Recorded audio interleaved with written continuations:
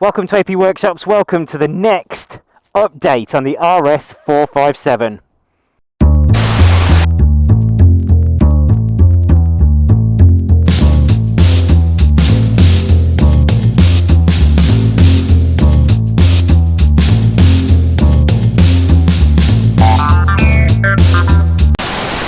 Okay, welcome back to AP Workshops, welcome back to the next update of the RS457. We have made some modifications to this bike. So in the last video when we did the first ride impressions, we were talking about sort of the bits and pieces that we liked and the bits that we loved, the bits and pieces that weren't great and the bits and pieces that were not so great. So what we've done since we've seen you last is I've got rid of the rim tape because I bloody hate rim tape.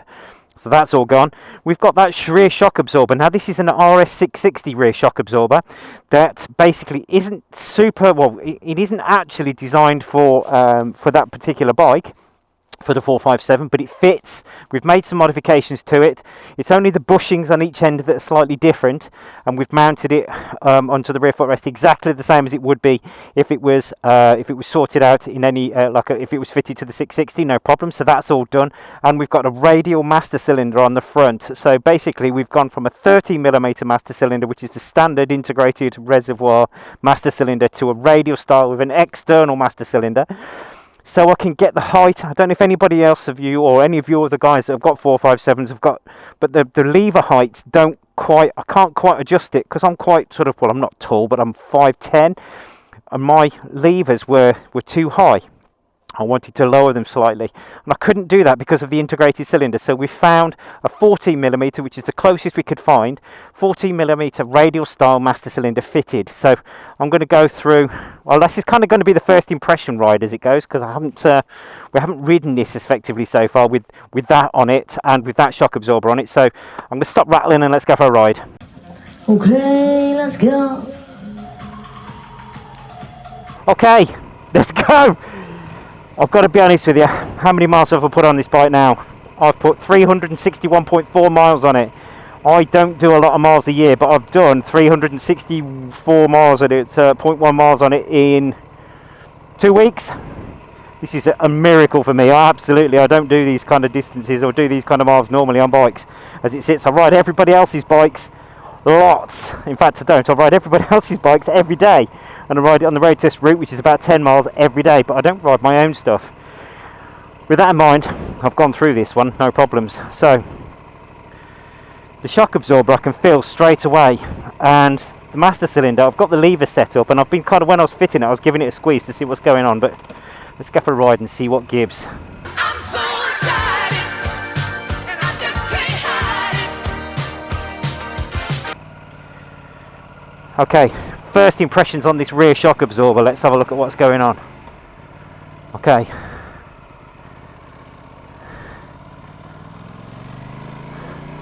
It's not fast enough to give me any kind of indication about what's going on here. So I need to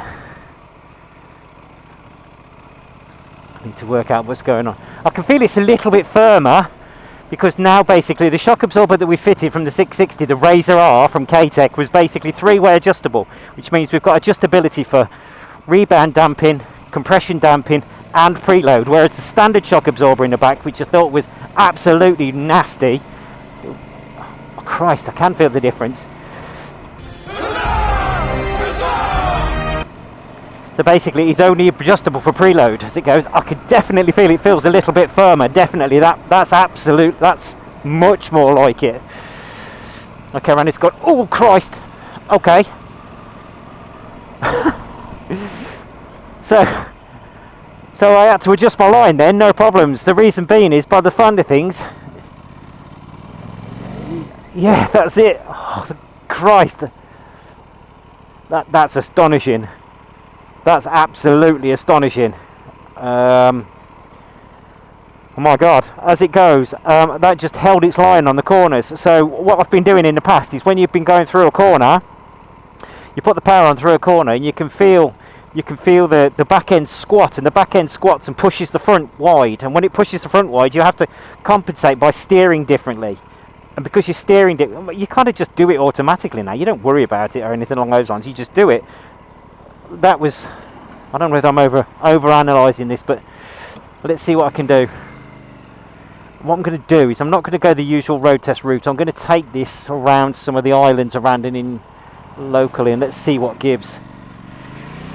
Because basically that's where I'm going to find all the differences on this one. So I'm going to go through corners and let's see what we can find. So instead of going our usual right round, oh god, it's traffic central at the moment, isn't it, round here? Tell you what, let's just do the usual road test route. Let's see what we got, shall we? Oh, the brakes, yeah, definitely feel the difference on the brakes. Same brake pads, but slightly different modulation on it. Okay, let's get stuck in. Okay, right through the corner. Oh Christ, do you know what, I know it sounds really daft, but it holds a line. It holds a line because it's not squatting. The bike's not squatting, and because it's not squatting, I'm not having to concentrate on correcting the line. I don't know if it's just me imagining it, but here we go. No, definitely. So what's going on basically is that when you apply the power, the back isn't squatting, which means basically we've got control over the. Go on, you go. You're okay, babes. Okay. Go. Fair play to her, though. So what's happening is when you're applying the power, the back isn't squatting. So if you apply the power through a corner. How you doing, sir? When you apply the power through a corner, the back end squats and pushes the front wide because the geometry of the bike changes. Now, because that's not changing, I don't have to correct it, and I've been 360 miles of it. I've been correcting that going through a corner. I can feel it's. I'm trying to take it in. If I'm stopping talking, it's because it's really difficult to try and think about this and talk about it and try and explain what's going on. But basically what's happening is I go around the corner, and because we've got control over the compression circuit, whenever I put pressure on it by accelerating and the weight bias moves back, it's not basically making the front run wide. This is fantastic. I've talked about the compression circuit, but now the rebound damping. So effectively your spring has a natural tendency to oscillate, meaning it will spring and it will rebound and try and rebound back to its original length. Now you control that by adding damping or basically trying to slow that down, and now we've got control over the damping or the rebound damping circuit. What we've got is literally it's not wallowing. A classic example of that is, you know, when you're driving down a motorway or a freeway, depending on whereabouts in the world you are, and if you're driving down a motorway and you see a car with one wheel that's just chattering and pattering, just one wheel, it's the springs working, but the damper inside the spring that's actually trying to control that spring isn't, so there's no control over that spring. So on a motorcycle that manifests itself in a slightly different way. What tends to happen is the back end wallows, or it wallows up and down, or it gives you that sort of damp springy sensation. But if you add damping and slow that spring down, then what happens is it doesn't wallow, it kind of gets, you get a little bit more control. Let's pick it up the speed and see what we've got. It just feels a little bit more like a sports bike. It feels a bit more like a sports bike now, I'll be honest with you. That's much, yeah, that's much better. Wow. It bounces you, it's a bit firmer, but then that's not a bad thing, because it means the trade-off isn't anywhere near as bad as it used to be. So the trade-off is in the corners. I just can't get over it. It's astonishing, the way it corners is absolutely mental. So let's have a look. Let's turn. I'm going to turn left into this junction here down by the training ground, and if I turn left into here and apply the power through the corner, what it should do is push the front wide. Let's see what it does. Give me a second. Okay, let's see what we got. Christ, nothing, absolutely nothing. Astounding. That is amazing. I am absolutely stoked. Yeah, boy. Little bit of a bumpy road. Let's see what we got. Let's see how we get on. I'm so excited. This is ridiculous. The control is just absolutely breathtaking now. Like it's, oh my god. It's not wallowing anymore, which means we've got control over that. This is out the box. The way it corners, because it's not squatting, it's not doing that. I've set the, all I did to it to adjust it, this is straight out of the box, all I did to adjust it was set the static sag to 10mm and checked the rider sag, and the rider sag for my 90, about sort of between 86 and 90 kilos depending on what day of the week it is or what I had for dinner. I just set the static sag for 10mm, and then I set the rider sag for looked at the rider sag, and the rider sag was 30mm, which is absolutely perfect, just over an inch for those of you in Imperial. That's just breathtaking, man. I can't believe it. Like I said, this is a 660 shock absorber with some slight modifications that we've made to make it run on the 457 straight out the box. Suspension is my thing as well. It absolutely is a thing that I do. There you go, look, put the power on it and it holds the corner, it doesn't push the front wide. That's astounding. I love it. Right, okay, I've got to talk about brakes as well. Now we've got this radial master cylinder on, so the size of the master cylinder is changed. Let me explain to you briefly about what that is. So the master cylinder at the front is a cylinder or a tube with a hydraulic seal in one end that is attached to your lever. Now that lever basically pushes fluid through that 14mm, on this one anyway, through that 14mm tube and acts against the back of the pistons inside your brake caliper, which in turn pushes the pads onto the disc. That's how our hydraulic braking system works. In this instance, what I've done is I've changed from 13mm to 14mm, so I've made it slightly bigger. How that feels now, and this is again something I've got to kind of do a little bit on the hoof, I'm afraid, but I'll see what I can do. Is how does that work? Okay, so effectively it feels like the modulation's changed, to use a term. So the modulation means that, for example, if I, on the original master cylinder, the 13mm master cylinder, if I moved the lever sweep 5mm, I'd get a certain braking force. If I move the 14mm, I get a similar braking force but slightly less, because effectively the surface area in the master cylinder is slightly bigger. I hope I'm getting this right, which means I have to pull the lever further to get the same amount of pressure, but in this instance, oh god, it corners so nicely. But it means if I pull the lever in harder, I get more braking effort. In other words, in the early part, how does that appear, or how does that show its face up in real terms? In the first part of the stroke, I haven't got so much braking effect, but it feels like I've got more control, because it's just the graduations of pressure are slightly better.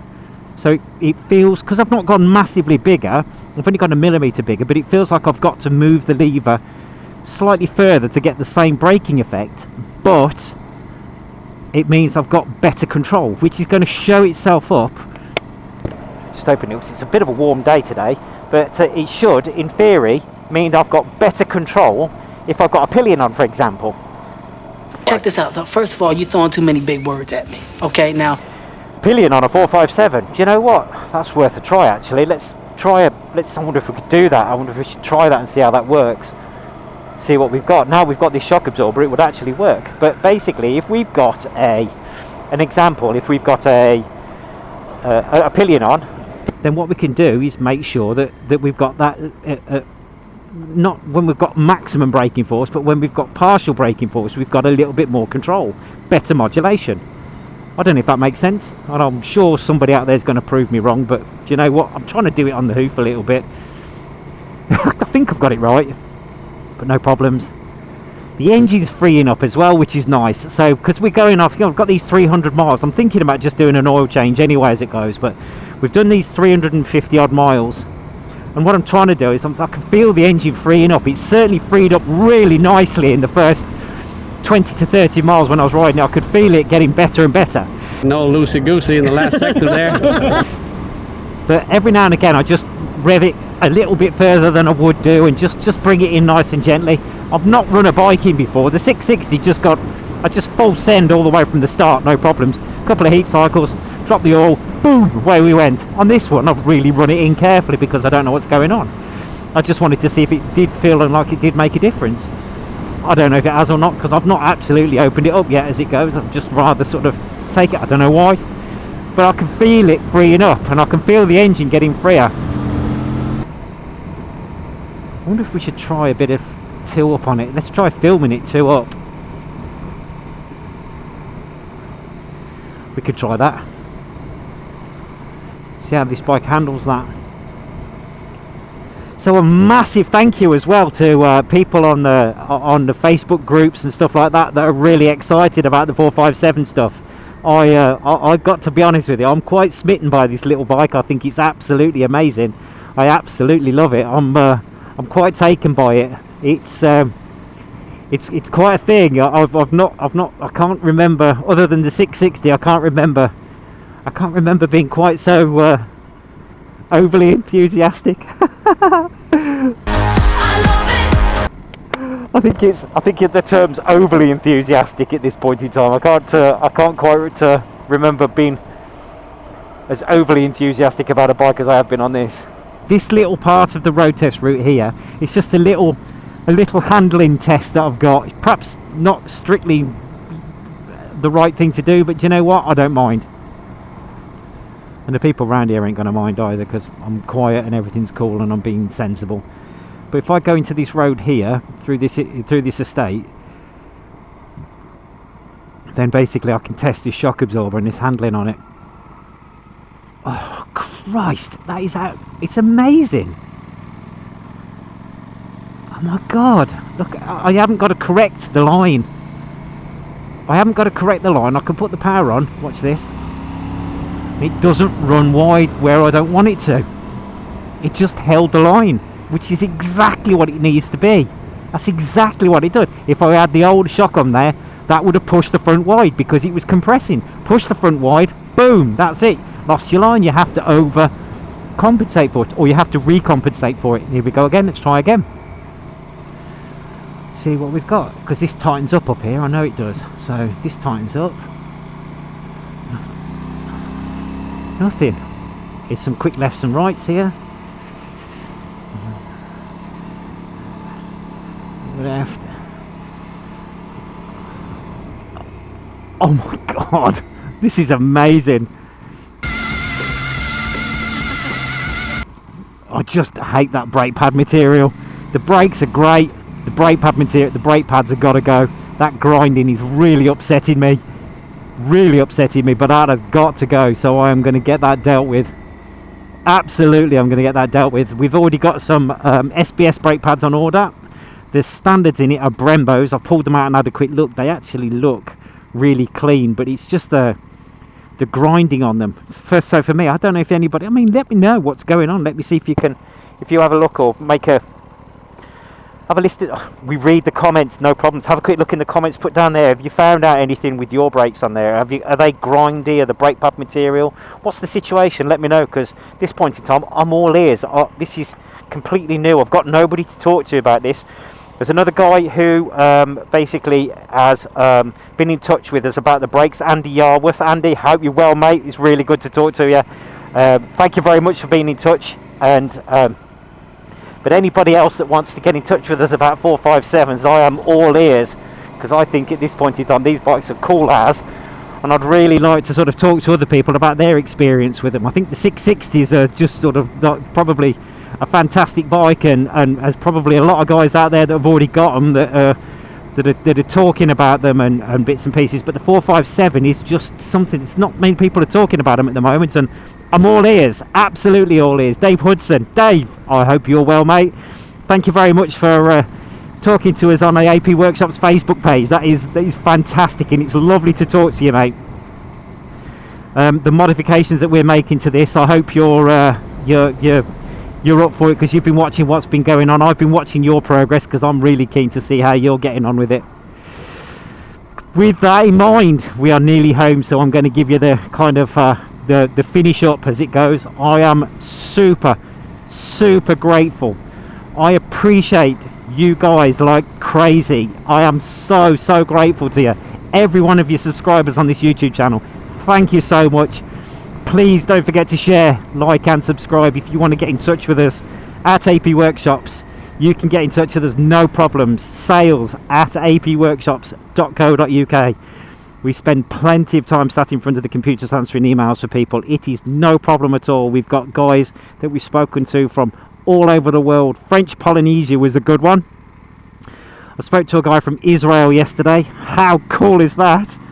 Israel, the States. I'm just about to go and speak to a gentleman in Oregon who's looking for some fuel pipe fittings. No problems, mate. I'm all over that for you. Dave yesterday. How you doing, Dave Lynch, yesterday? How are you, mate? It was really good to talk to you. I think you were in Washington State, weren't you? That was really cool. I spoke to you on the phone yesterday. That was brilliant. Jerry from Florida. I speak to Jerry. Jerry, my mate. One of my friend. I do. I am coming to see you this year, mate. I am coming to see you, make no mistake. Thank you so much for everybody. If you want to get in touch with us, like I said, sales at apworkshops.co.uk. Give us a quick email, drop us an email. I can't answer personal messages on Facebook profiles. I just can't do it. There's so many messages that it's ridiculous, and I don't get a chance. I just don't get a chance. I just don't get any home time if I do that. So answering emails and stuff like that, answering messages like that, I just can't do it. It's mental. But basically, sales at apworkshops.co.uk. Have a quick look at the website. That is www.apworkshops.co.uk. Thank you massively to RST Leathers, ARAI Helmets, Motul Oils, GB Racing, our channel supporters. Thank you so much, you guys. And one more time, just for you peeps, bless yours. Thank you. Bless you and yours. It is absolutely awesome, and I'm so grateful for the opportunity to do this. Thank you. Okay, take care, y'all. Talk to you soon.